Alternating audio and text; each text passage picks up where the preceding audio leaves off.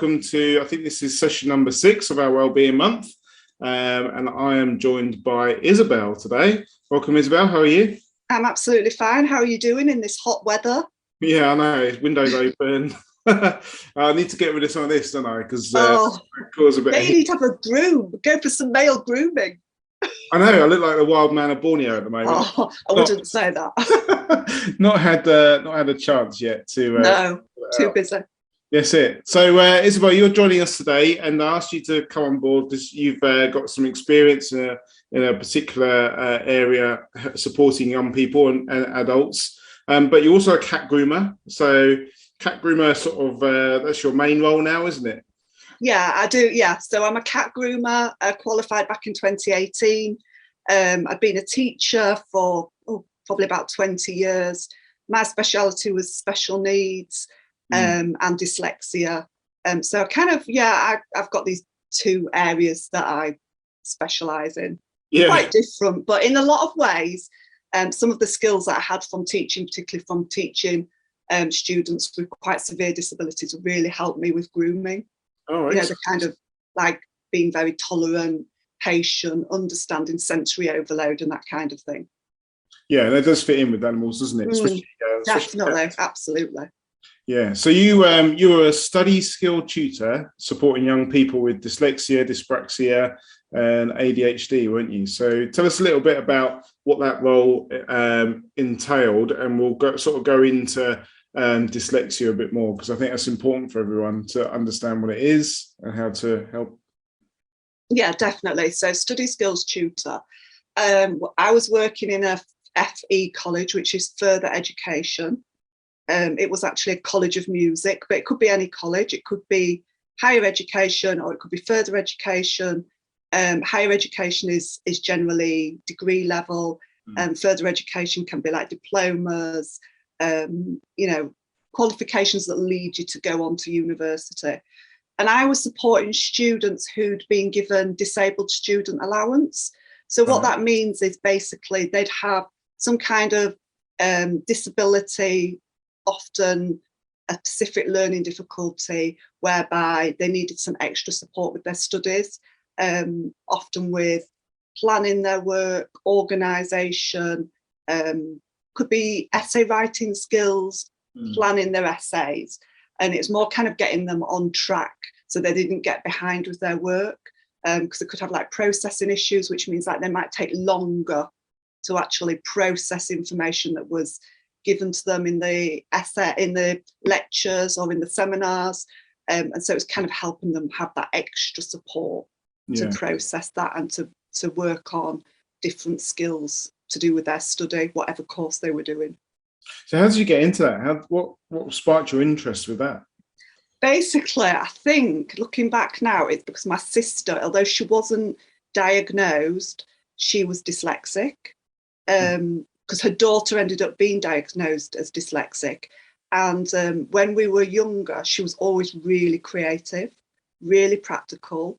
She was a person who could like see things in 3 dimension in her head, which sounds strange, but she had like really good practical, and she was good at like telling stories. She was very sporty. She was into gymnastics and all of that kind of thing. And we never understood like why she was so, what we thought, really clever, you know, and like in a crisis, she was brilliant. But she wasn't really very poor at spelling in particular.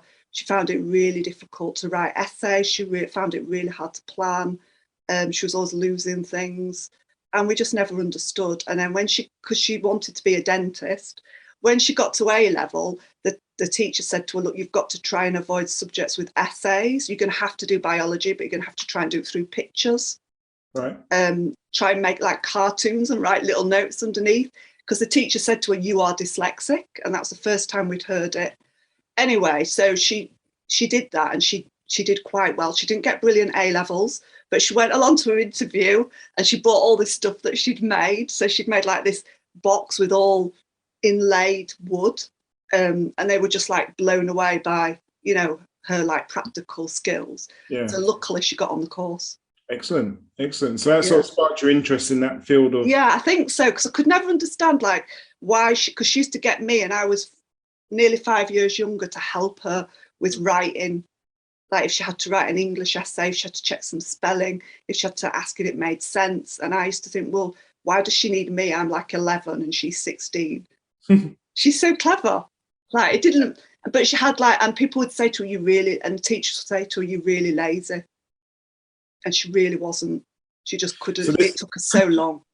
This might be resonating with people listening to this, because you know, a lot of school reports years ago was like must do better or could do better, and maybe like when I was growing up in the 80s, I don't know if dyslexia was really sort of a thing or something that people considered, and you always get like, yeah, you know, tries hard but doesn't quite meet the grade, stuff like that. So what kind of I don't know if symptoms are the right word for it, but what kind of attributes do you have when you with someone with dyslexia?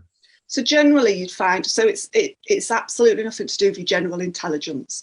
So you can have people who've got dyslexia who have got other learning difficulties, and you can have super clever people and just average intelligence.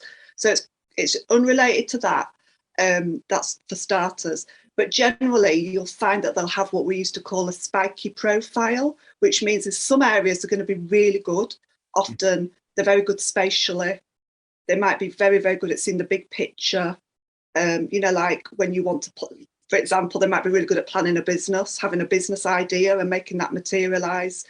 They could be really creative, artistic, sporty, often quite dexterous. But then you'll find that they've got a real problem often, not necessarily with being able to read. A lot of dyslexics can actually read and they're fine with that, but it's spelling, it's the finer literacy skills, like being able to write essays, being able to write a letter, being able to have the right language, and also processing. So it's what's called working memory. So I don't know if you remember from being a child, there was some game called Kim's. I think it was Kim's game, where they used to put a tray and they put all lots of different things on the tray and you'd have to remember. They'd take it away. Well, they'd usually be really quite poor at that because they struggle to hold things into their memory. So that it's called working memory. So they struggle to like hold information. So if you were asking, for example, someone to take a phone message and they had to just remember it, they'd probably struggle. Right. They'd have to probably write it down or record it into their phone or something. So they've got that message. So it's those kind of skills that often are the skills that are really valued at school. You know, being able to write, being able to plan, being able to be organised, are all the things that people with dyslexia may have deficits or struggle with. And I mean, obviously you worked with young people, but do you spot it in adults that you come across in friends, family, you know, and just go, actually, yeah, it could be quite undiagnosed for many years? Yeah, I think a lot of older people who weren't, you know, in school probably before the 90s, for example, they may have been just told, oh, you know, you're not very academic, you need to probably go and do something more practical. Why don't you go and get a trade? And then they say, oh, I was always really good at being a plumber, but I had to have my wife to do all the admin side of it because I was no good at that. And then you'd say, oh, and then they'd probably say something like, oh, my child's really struggling at school and they think he might be dyslexic. And that's when you say, well, actually, you probably could be as well. That's probably why you've had to kind of rely on somebody else to help with like the admin side, because even though you're a brilliant plumber, you really struggle with the organisation of like appointments for people or even doing your spreadsheets, because some people with dyslexia can have problems with numbers as well. So yeah, it's that kind of thing where you can see there's a real discrepancy between something that they're really good at, which is often practical, and then the sort of admin side of it.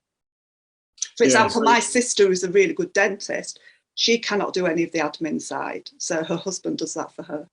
So she'll write me text and it'll just be nonsense. That's what I've actually told her, just do voice notes. Yeah. Because it's... I was going to say, you know, with modern technology, with like Word documents that check your spelling and phones and stuff like that, does that help? Or does it help people? Absolutely. I think technology can be a major support. So, you know, for example, instead of having to write a text, you could send a voice note. Mm. There are some free software, for example, I think with iPads and things, you can get text to speech software. So it's either free or quite a good, like monthly rate. And that's a way of, say if you had a lot of things to read, you could actually just get it to speak out loud instead of you having to read a lot of information. So that can be really helpful, because many people with dyslexia, it's not that they can't read, they're often quite proficient at reading it, but it's processing it and the time that it takes for them to process that information. Do you find that maybe people use a lot of avoidance? So it might be that they don't quite understand that maybe they don't realize they have dyslexia, or they know they've got dyslexia, but then they avoid doing tasks because they find it too difficult. So things like writing, perhaps writing emails to clients, or doing that spreadsheet and stuff like that. Yeah, I think there's quite a lot of avoidance, or they may have used other techniques to kind of compensate for that. For example, always saying I'll do a phone call, or I'll do, I'll do like a FaceTime conversation, because they don't want to have to do the written side of it. And maybe they've then kind of developed a certain personality to compensate. So they might sort of say, oh, I'm a very people's person, and they probably are, but they've developed that side of themselves to kind of compensate for the literacy sort of skill deficit. I remember obviously being in the police, we had to take a lot of statements from people, and I used to hate it, because it was always me that had to write it on behalf of the victim or the witness, and that really sort of triggered the spelling and the grammar. And it's like, I remember an inspector sort of taking the mickey out of one of my statements once. It's just like, thanks a lot for that, and it really sticks in my mind. That's the last thing you should do. So that's something that, if I was talking to sort of teachers or people who had staff who may have dyslexia, the last thing to do is to kind of point that out to somebody, or to kind of do it in a public space, because I know for a lot of dyslexic people, they'd come to me at college and they'd say, I really hated it at school because they used to make me read out loud, or they used to go through our essays and point out things that I'd done wrong in front of other people. They used to talk about my spelling constantly. And it was just something, they'd say something like, use a dictionary. And they would be like, I don't understand how to use a dictionary, because sometimes some English words aren't even phonetic. So they don't even sound how they're spelled. So it can be sort of, it's not always helpful to say, use a dictionary. That's quite an interesting point that you made. And I kind of thought, we're thinking about speaking it from like ourselves being dyslexic or undiagnosed dyslexic, but also if you're a business owner and you're employing people, you may have people on your staff that are dyslexic and don't want to tell you, or maybe are undiagnosed and they're doing things within your business which you're getting frustrated about, but actually they're struggling with it because of these sort of issues. Certainly that could happen. Yeah, definitely. Yeah.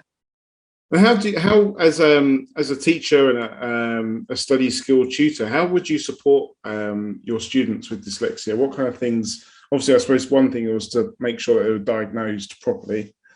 Yeah, so for all the students that came to me at college, they'd all had some sort of diagnosis and report done either by an educational psychologist or a specialist teacher who had qualifications to be able to write these reports. So the reports were quite standard, and they'd often have similar things written in them. So luckily I was given access to those reports on the secure system before I met the students. So I could take a look at some of the areas that had been identified as good ones to support the student with.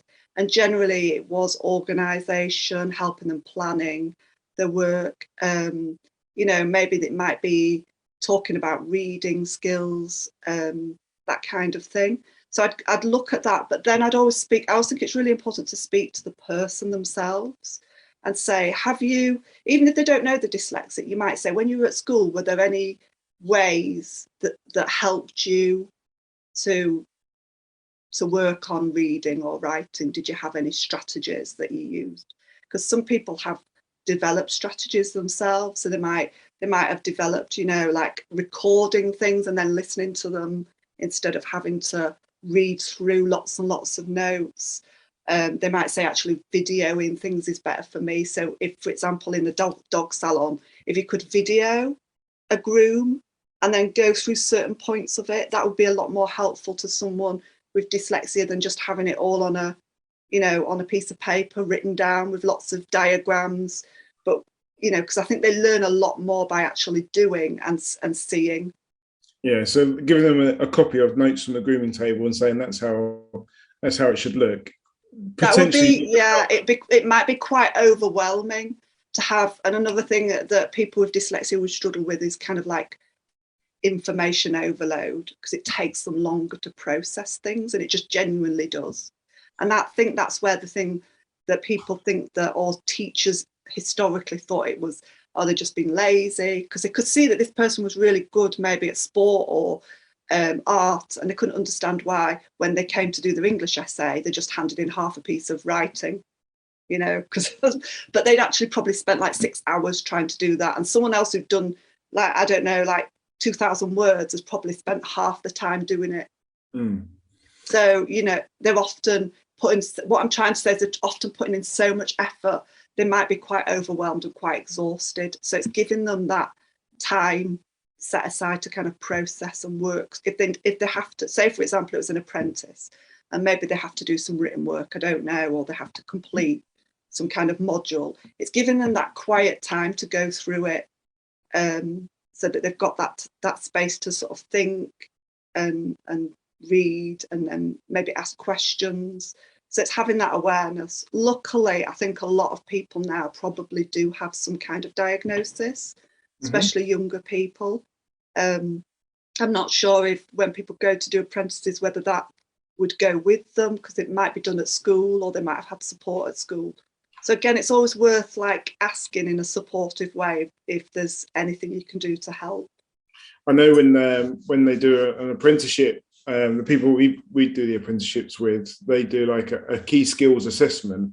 So they do a maths and English and reasoning. I think it's like verbal reasoning sort of skills assessment. And then if those assessments fall below what's required, they'll actually work on those with the apprentice whilst they're doing their apprenticeship. Okay, but, that's good. Potentially you might get a lot more people with conditions like dyslexia going into apprenticeships, because it's more practical, isn't it, than going off to do further education. Definitely, yeah. I would say you probably would get more people going in for those kind of subjects, seen as they were traditionally seen as like vocational subjects, where if you've got a skill in cooking or grooming or hairdressing or plumbing, you can excel in that, and possibly a lot of their natural skills would predetermine them to go down that route. But also there's no reason why they can't go to university if they want as well. It's just it's a lot about having confidence, and the problem is a lot of people with dyslexia haven't got that much confidence. Then they might feel quite they've had to be really resilient in sort of coping through school and kind of laughing it off when maybe teachers said, oh, you're not trying hard enough. But it does have an impact on them. So they might not necessarily have the confidence to actually think, yeah, I could go further. Even if they were apprentice, they might not think, oh, I could be a business owner. But they literally could with the right support. I'm a great believer that anybody can do anything, that they want with the right support. Yeah, and I suppose they might be suffering in silence in a way. Like you said, have like coping mechanisms, like and just laugh it off or not want to write stuff down for people, lots of things like that. When actually it's because you've got this thing in the background. What is it? It's like a rewire. Your brain's not wired different way to people. Yeah, I think a lot of these specific learning difficulties, it's just your brain is different. So there might be certain areas of the brain that are more developed or less developed. It is slightly a wiring difference, but it's often quite inheritable. So you'll find that people, when you have a child diagnosed with dyslexia, and the parents will have come forward saying, oh, granddad was like this, he was always very good, speaking to people, he could speak to anybody, he could stand up in front of a room and tell really funny jokes and stories. but tell him to, write a letter to somebody, he was absolutely baffled. He couldn't do that. And So I was just thinking, I've got a theory. This is just my theory, and that years ago our schools had lots of different pathways, didn't they? They weren't so academically driven, so you didn't have to do exams, and they'd stream people off to like bricklaying school and plumbing school and stuff like that. But obviously they've changed the education system, so everyone has now forced through that narrow path of exams.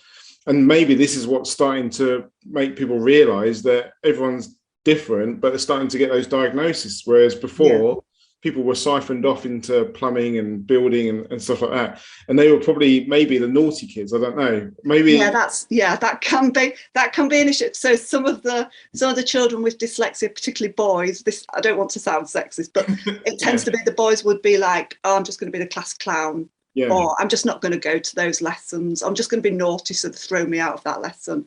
Yeah. And then sadly they become where they just don't go to school because it's like, I'm not learning anything. I don't really understand it. I don't want to be humiliated. Why should? And obviously, why should there be? So they just opt out.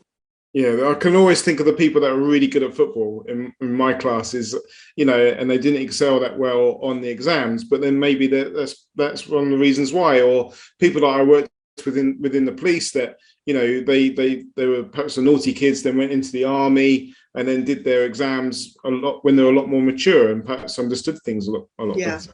I think school can sometimes be one size fits all, and it's probably okay if you can fit into that box. But then if you don't fit in that box, you might sort of think, why don't I fit in that box? And I think now it's become much more standardized, as you said, and even the breadth of subjects that are kind of seen as important seems to be narrower.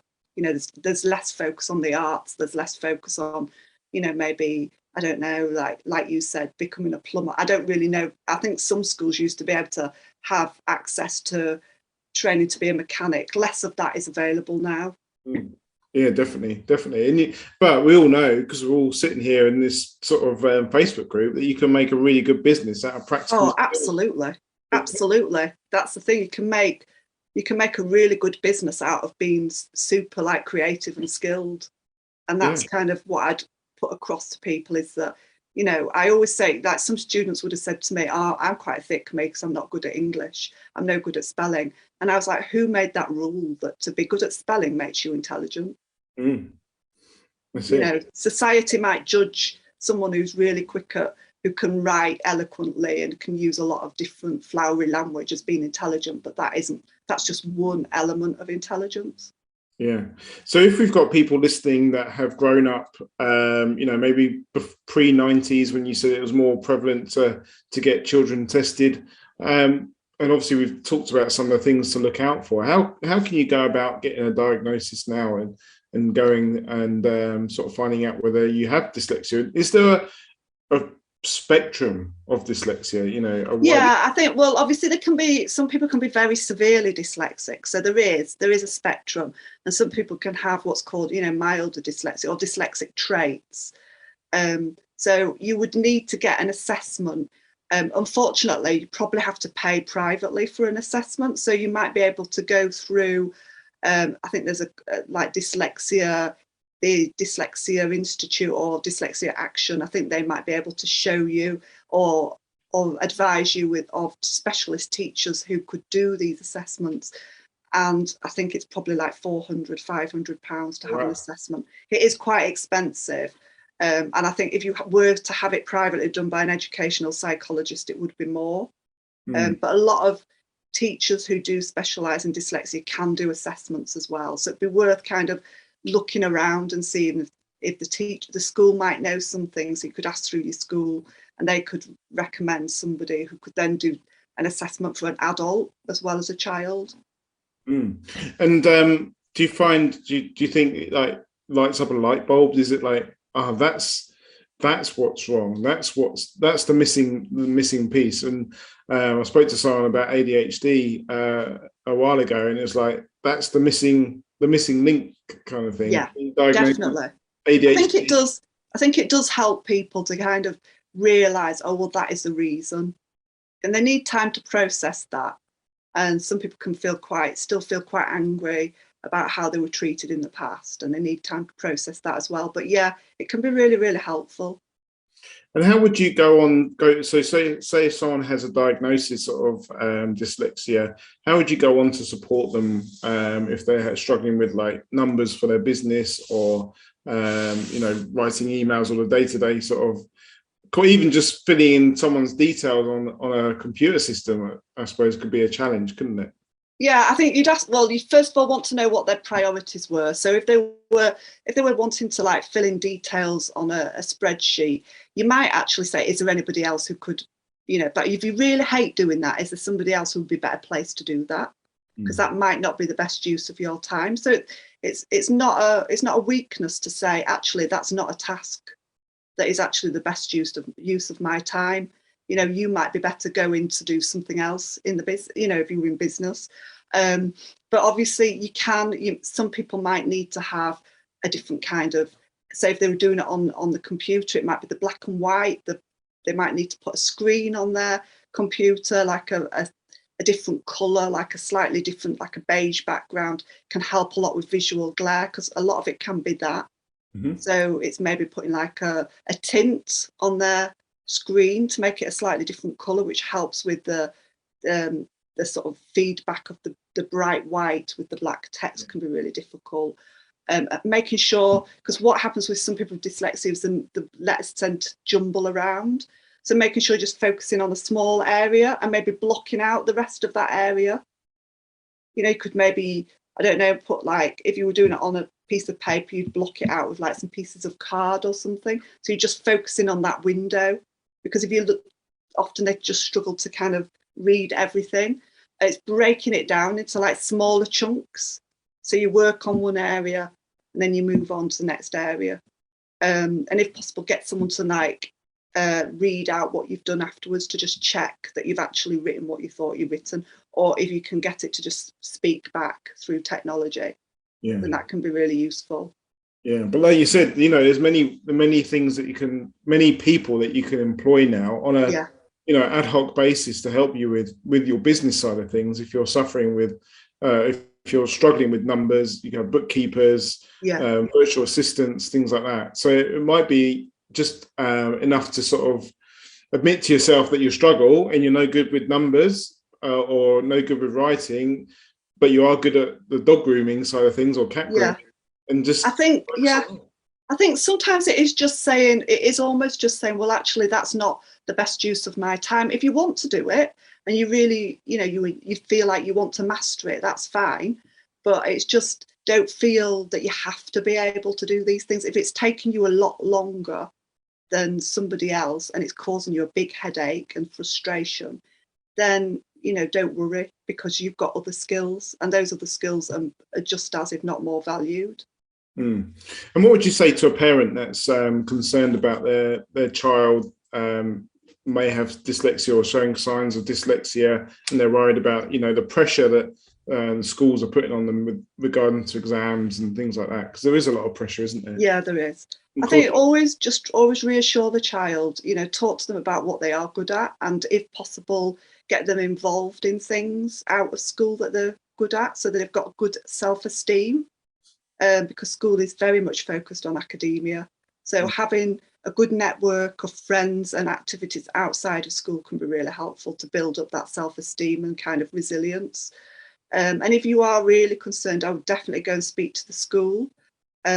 Just say you're a bit concerned about your child's progress, it's impacting on their well-being. Is there any way that they can get some additional support? Maybe get, I don't know, a school action plan where they might get a support assistant to help them, give them some time to go through like their spellings or to go through some written work that they're struggling with, so that they're getting that extra support as well.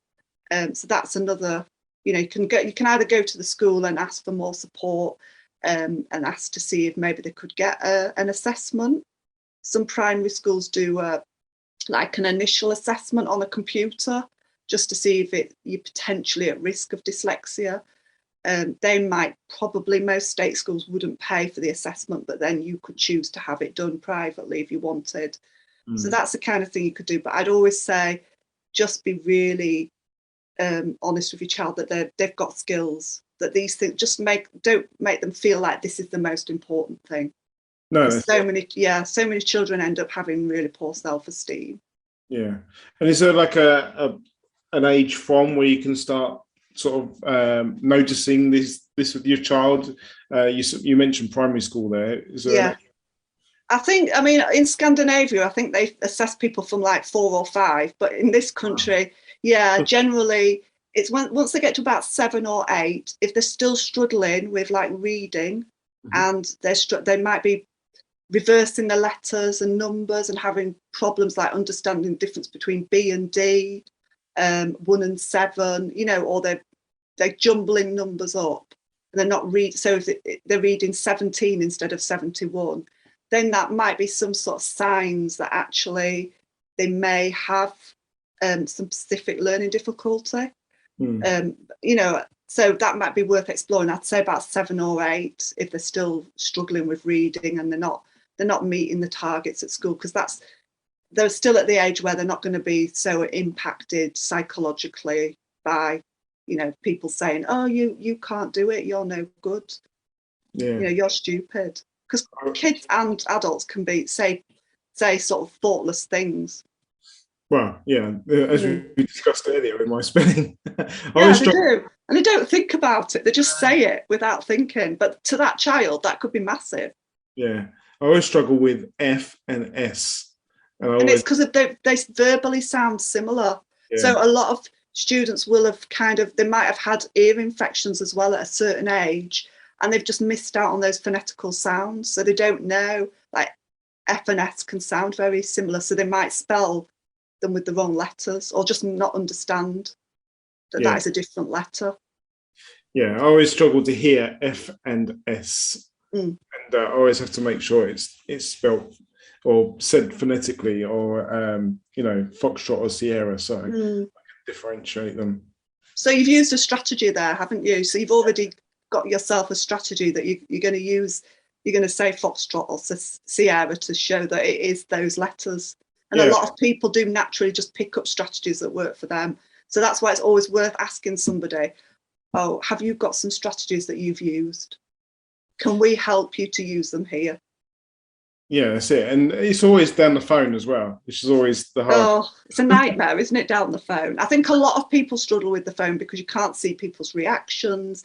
You don't know if they're still there. Like, when they're doing something on the computer and it's like, are they still there? Or they cut me off. No, that's it. So is there any services that you can offer people, adults or younger adults, that can benefit them? I mean, I've got so much experience. So I've worked with primary age children, so I can help them with literacy skills at school. I probably use quite what's called multi-sensory, where you can, instead of just doing it all written down, you can use like practical things like number rods and tiles with the letters on, so they can actually build the words physically. So I can do that. I can also support people. I swear, I can support people who are studying further and they need support to write essays and assignments, or they need to organise their time better, and they need strategies with that, and just generally with confidence. To say, a lot of the time it was building up students' confidence when I was at college, just to say, look, no, you just do these things differently. Let's just break it right down and concentrate what we have to do now, and then we'll concentrate on what we have to do next week, because they often became quite overwhelmed with everything. And would someone with dyslexia, would that work over Zoom, or would it have to be? I've done work with students over Zoom. So some of them had, particularly over the pandemic, we had to move all online at one time. So from going face to face, working with them in an office, I was then doing 100%. I think it was Teams we used, but Zoom is the same. We just do like screen share if we needed to look at assignments, or we could hold something up, or we could kind of do, sometimes we do messages as well, like different strategies. In fact, in some ways it was a bit more flexible. Yeah, you got different tools to hand, I suppose. Yeah, awesome. Well, thanks for coming along and talking to us about dyslexia. hopefully people that are watching can either relate to it, or it might have like made them start to think about struggles that they've had in the past or are having at the moment, and might encourage them to sort of look at dyslexia as maybe something they need to be tested for, or maybe they've got children that are struggling at school, and it might be something to look at as well. So yeah, absolutely. Knowledge is power, isn't it? Oh yeah, definitely. I'm very, very like supportive of people just going out there and getting the support they need, and not seeing things as a barrier. Don't sort of hold yourself back because you think, oh, I'm not good at this. No, that's it. And one other thing I just want to clear up, because I encourage a lot of people to do cat grooming, and they're all like, no, I can't do it. So you're also not only a tutor, but you're a lone cat groomer. I think that's yes, I am. To say lone cat groomer. So you can do it on your own, can't you? You can do it on your own. I do it on a table sometimes. Use your arms quite a lot for rolling, and use those as a tool. Mm-hmm. So that's quite good. Or I do it on a yoga mat as well, and then you just can lean the cat back on you. You have to be quite flexible and lean it back and then move it around in that way. So you can do it. It took me a little while, but there are strategies to do that. Don't be frightened. In a way, cats actually respond better, in my experience, to there not being too many people around them. Yeah. But then saying that, there are some cats where I would need support, like a very large Maine Coon cat. I might need somebody to just, for example, just position, say if I needed to shave under the back leg, just to gently hold the leg up and stretch it so I can do it. Yeah. But yeah, a lot of people shy away from cat grooming. I'm an advocate for it. It's a great skill, and there's a great demand for it out there as well. Oh, absolutely. It's just different than dog grooming, because obviously you can't use restraints. You can't hold them up in that way. So people just think, oh no, they're just, like you say, I can understand completely because it is different. Mm-hmm. But if you have got an affinity with cats and you feel as if it's something you want to explore, I definitely recommend that you do, because you'll have the skills already as a dog groomer. Excellent. Yeah. Well, thanks for spending some time with us. Okay, no, you're very welcome. It's been nice to chat to you. Yeah, take care. Okay, take care. Bye now. Bye-bye. Bye.